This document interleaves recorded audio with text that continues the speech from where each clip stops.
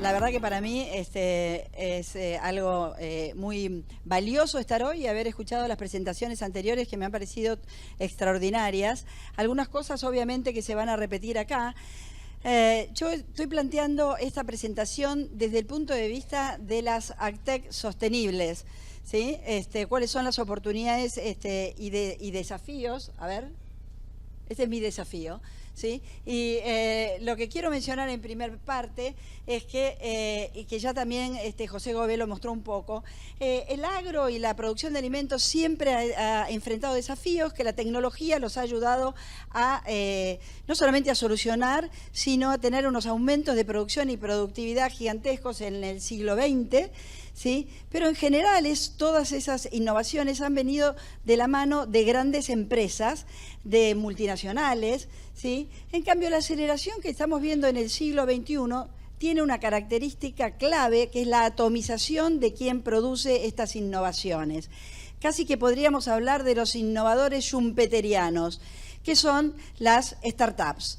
Entonces, esta aceleración que viene de la mano de las tecnologías digitales y de los materiales inteligentes es tan brutal, podríamos decir, que ya en poquísimos años podemos hablar de olas de innovaciones que una va superando a la otra, ¿sí? La primera fechada en general en el año 2013 por la compra que hace Monsanto de Climate Corporation, una compañía que se dedicaba a hacer seguros climáticos, no solamente para el agro, Climate Corporation cuando empieza, sino también para pistas de esquí, para otro tipo de empresas, ¿sí? Y que Monsanto la compra entendiendo que para el productor agropecuario gestionar el riesgo climático es un tema fundamental y por lo tanto el foco en esta primera ola del siglo XXI es el aumento de la productividad y la eficiencia tranqueras adentro.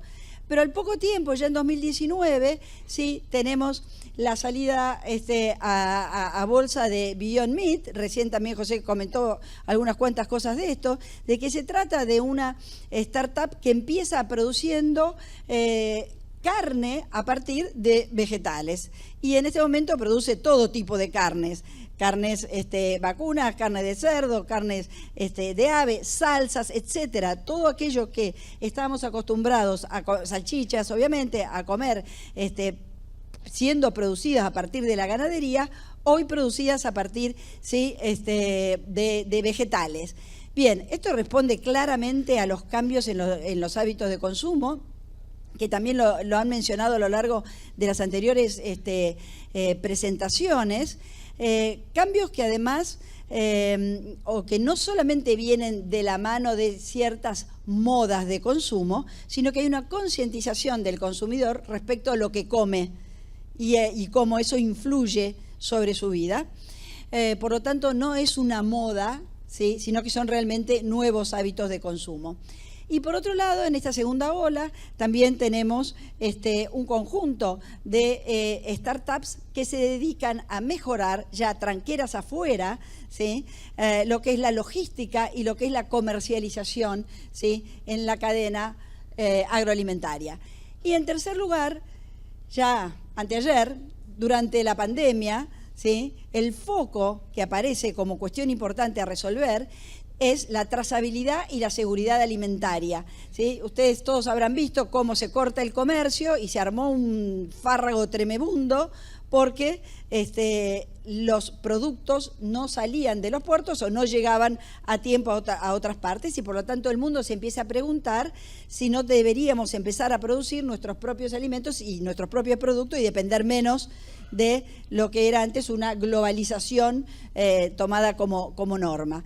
La segunda cosa es la sustentabilidad en la producción de alimentos, ¿sí? Y esa sustentabilidad que no es de alguna parte de la cadena, sino que es de la cadena completa, from farm to fork, es decir, estamos hablando ahora de un sector que lo titularíamos de agri-food tech, ¿sí? Bien, entonces, ¿cuáles son los desafíos del sector agrícola? Una creciente demanda. Para el 2050 entre 9.000 y 10.000 millones de personas van a habitar este planeta y el problema es cómo los alimentamos. La FAO en el año 2006 estimó que para el año 2050 se necesitaba aumentar en 70% la producción de alimentos para asegurar que todos tuvieran la alimentación necesaria. El segundo desafío de este sector es claramente el cambio climático y el calentamiento global. El agro más la ganadería, según el último informe del Panel Intergubernamental de Cambio Climático, contribuye a los gases de efecto invernadero en 13,5%, el transporte en 29,3%.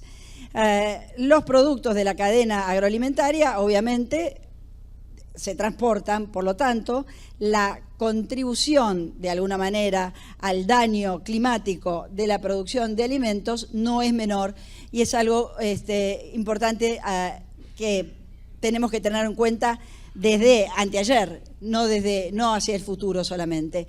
Y luego tenemos el tema, bueno, degradación de suelos, sobreexplotación de recursos hídricos y por lo tanto aparece el término sustentabilidad. Hoy se habla de sustentabilidad ya no dividida en sustentabilidad económica, medioambiental y social. Hoy sustentabilidad engloba las tres cosas.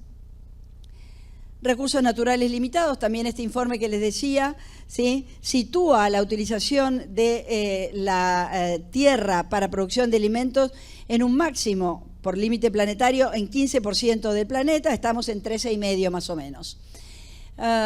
Luego, la demanda de los consumidores que acabamos de mencionar, ¿sí?, y la conciencia sobre los vínculos entre las enfermedades crónicas y la alimentación, la ineficiencia, esta pérdida de alimentos útiles o producción que puede convertirse en alimento de una tercera parte, es claramente una enormidad, ¿sí? Y obviamente, luego de la pandemia, la inocuidad y la trazabilidad de los alimentos se ha vuelto un desafío, de nuevo, que les digo, un desafío hoy, ¿sí? Por lo tanto, la necesidad está y las oportunidades de aplicar innovación y tecnología agroalimentaria en este momento es mayor que nunca. En este marco es que el año pasado, desde la Universidad Austral, hicimos un trabajo a pedido, ¿sí?, del Programa de Naciones Unidas para el Medio Ambiente y de la mano del Yale Lab Institute, tratando de analizar en qué medida, ¿sí?, las startups estaban contribuyendo a los objetivos de desarrollo sostenible, estaban contribuyendo a la sostenibilidad, dado que en general las startups, por definición, son soluciones tecnológicas que en la mayoría de los casos, ya sea porque mejoran la productividad, porque producen productos a partir de vegetales, porque recuperan residuos, porque crean nuevos materiales a partir de residuos, etcétera, etcétera, están relacionadas, ¿sí?, con la sustentabilidad, digamos, en su propia esencia, ¿no? Participaron 115 startups de América Latina en general, ahora vamos a ver un mapita, en los verticales de proteínas, cultivos en hilera y cultivos de especialidad. Hicimos un cuestionario bastante grande para entender cómo eran esas startups, pero también para entender los problemas que tenían y de qué manera ellos pensaban que estaban contribuyendo con la sustentabilidad. Además hicimos entrevistas, ¿sí?, con todos los stakeholders del ecosistema AgTech y después, bueno, sacamos algunas estadísticas descriptivas y trabajando un poco con econometría sacamos algunas conclusiones. De las 115, 84 compañías eran de Latinoamérica y del Caribe, ¿sí? Todas compañías jóvenes, súper jóvenes, 3, 4 años desde su formación, ¿sí?, donde las soluciones que ofrecen están en los dos extremos de la cadena, ¿sí?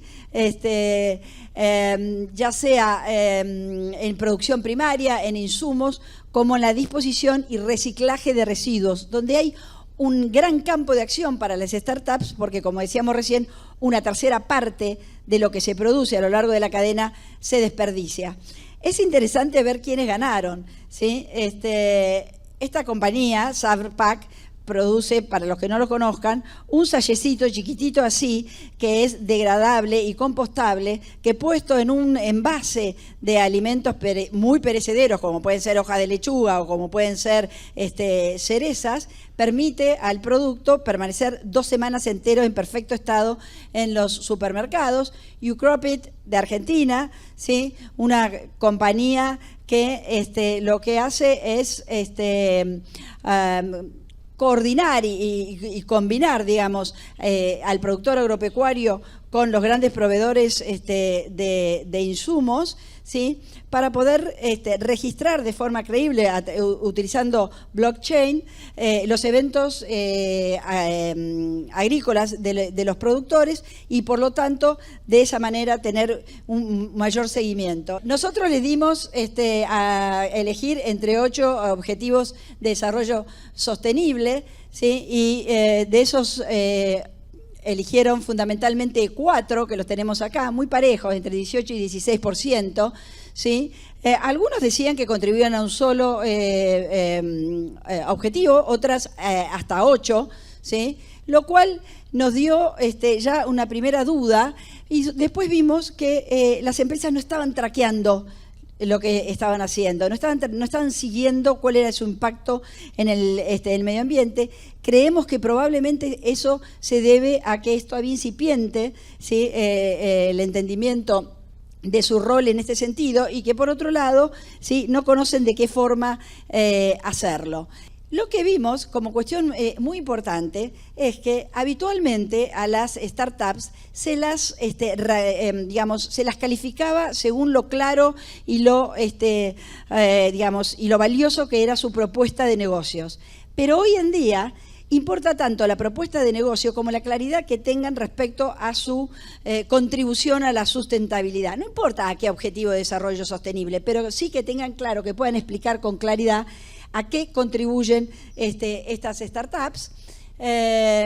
Obviamente los problemas que tienen es acceso al capital verde, porque no tienen certificaciones y por lo tanto entonces, por más que hay mucho capital verde dando vuelta, no llega al capital de riesgo, porque le es difícil al capital de riesgo entender qué son las startups y menos que son porque las fintech las entienden, pero lo que son las startups de agtech no entienden, ¿sí? No las conocen. ¿Qué se necesita hacer?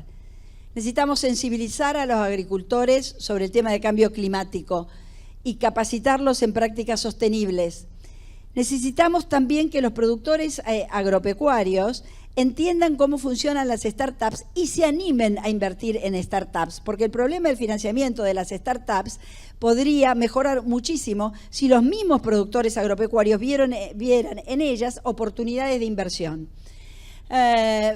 Facilitar el flujo de inversión verde, ¿sí? Y por otra parte, es necesario que haya muchísima mayor conexión entre los productores agropecuarios que conocen los problemas que tienen, ¿sí? Y la comunidad científica que tiene soluciones, de manera tal que, así como hay en las startups actuales, hayan más startups con estas características. Claramente se necesita también accesibilidad de muchos de los innovadores para usar infraestructura específica que es cara, laboratorios, ¿sí? Y por lo tanto, para terminar, ¿sí? Me gustaría decir que es clarísimo por todo lo que hemos estado escuchando acá, que ustedes están en condiciones de afrontar el desafío de la sustentabilidad. Están en condiciones de ser rentables, de proteger el medio ambiente y de lograr mayor inclusión social. Ahora, solos no pueden. Entonces, lo que nosotros necesitamos es que todo el ecosistema agtech, AgriFoodTech o agtech de Argentina se sume a esta nueva revolución de producción de alimentos sostenibles, ¿sí? Porque las startups necesitan de colaboración de las empresas más grandes para poder empezar a rodar sus productos, ¿sí? Y probarlos. La innovación de nuestras startups en Argentina tiene un enorme potencial. Redondeo y cierro. Comparando con Chile, un experto chileno me decía, el gobierno chileno pone muchísima plata en startups, Y sin embargo las startups de Chile no logran. Las de Argentina son un avión. Y por último, y ahí sí cierro, prometo, necesitamos políticas públicas que favorezcan el conocimiento, que favorezcan la innovación y que favorezcan el emprendedurismo. Gracias.